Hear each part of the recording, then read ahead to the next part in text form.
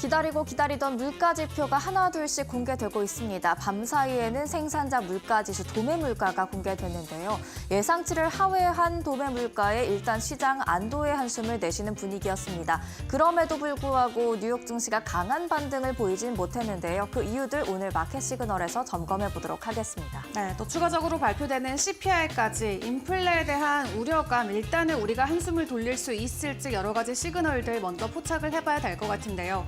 일단 간밤 M7 관련주들이 다시 한번 일제히 하락세를 보였던 만큼 시장 안에서 중요하게 봤던 부분들은 어떤 것들이 있을지 바로 분석 이어가 보도록 하겠습니다. 간밤 뉴욕 증시 상황 체크해볼까요? 네, 오늘도 혼조세로 마감을 했습니다. 3대 주요 지수 엇갈린 흐름 보였는데요.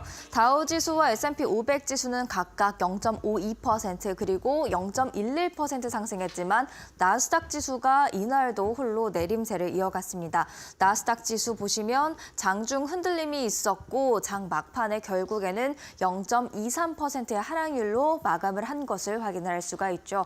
이렇게 3대 주요 지수 모두 흔들림 가운데서 혼조세로 마감하는 모습이었는데요. 이슈 살펴보러 가겠습니다.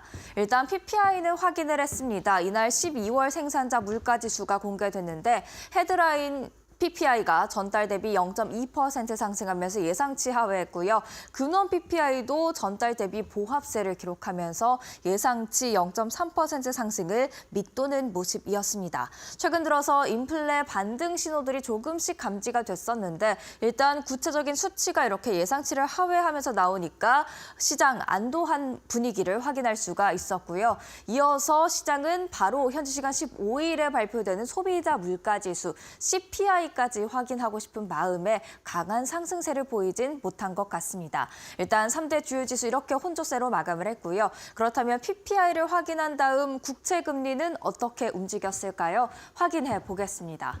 2년물 국채금리 일단 내림세를 보였습니다. 4.4%에 육박하는 모습 보이다가 현재 4.363%대로 내려와 있는 상황이고요.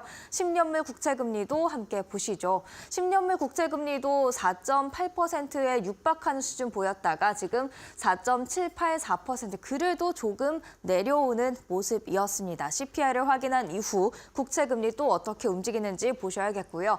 달러 인덱스도 계속해서 109 수준을 유지하고 있지만 110선에서는 조금씩 더 멀어지는 모습들 나타내고 있다는 점 참고하시면 좋을 것 같습니다. 이어서 화요일장에 그렇다면 히트맵을 통해서 전체적인 분위기도 확인해 보겠습니다.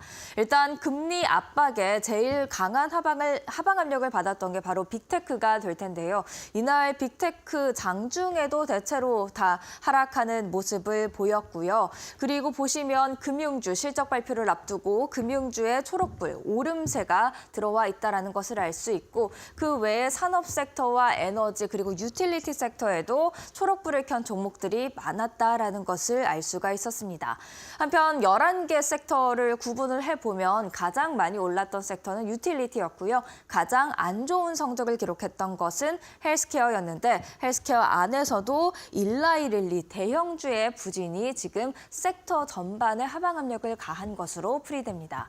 그렇다면 빅테크부터 이슈들 하나하나 짚어보도록 하겠습니다.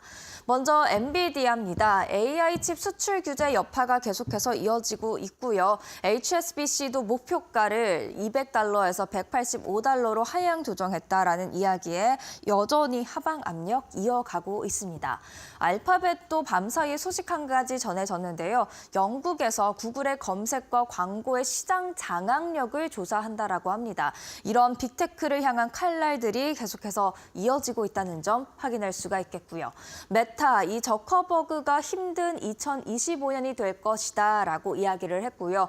이어서 인력 5%를 감축한다라는 소식을 전했습니다. 이 소식에 메타의 주가도 하방 압력을 받는 모습이었고요.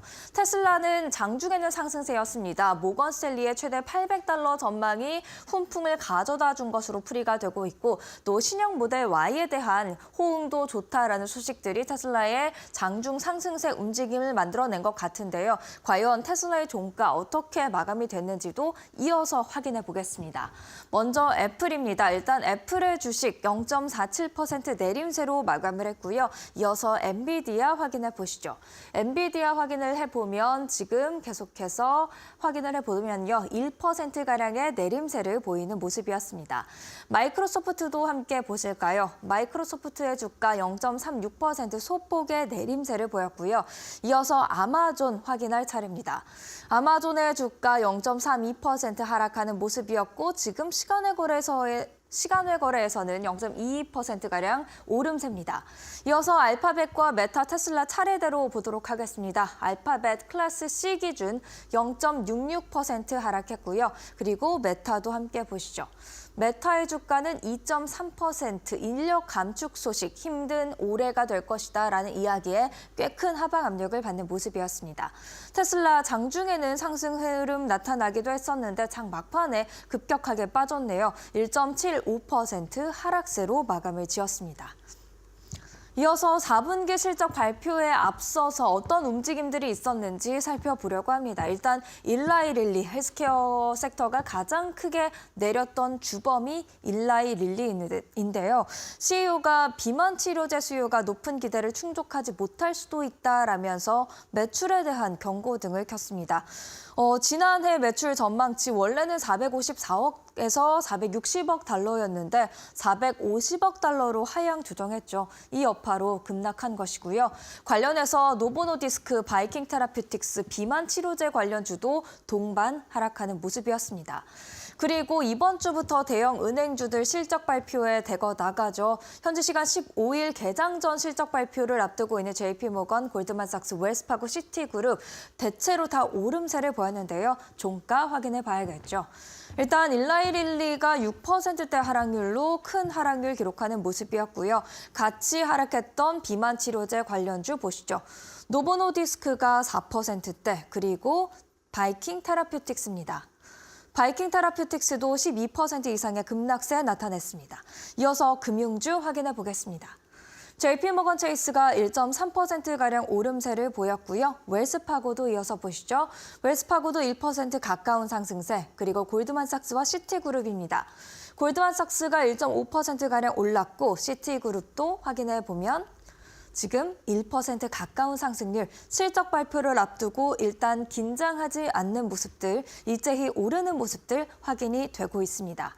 그리고 주택 관련주도 이날 좀 강세를 보였습니다.